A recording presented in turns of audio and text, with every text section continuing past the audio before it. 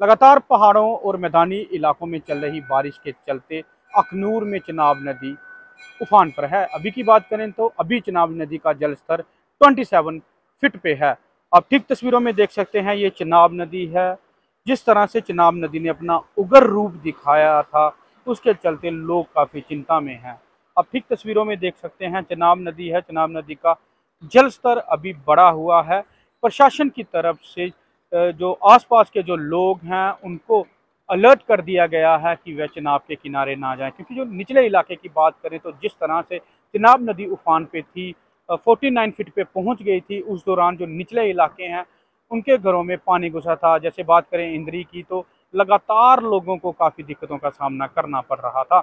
एक बार फिर मैं आपको बताते चलूँ, जो चिनाब नदी का जलस्तर है अभी 27 फीट पे है और 32 फीट पे इसका अलर्ट है। चिनाब नदी का 35 फीट पे डेंजर है और 42 पे इवैक्यूएशन है। अभी की जो अपडेट थी मैं आपसे साझा करके चलूँ एक बार फिर से कि चिनाब नदी का जल स्तर 27 फीट पे है।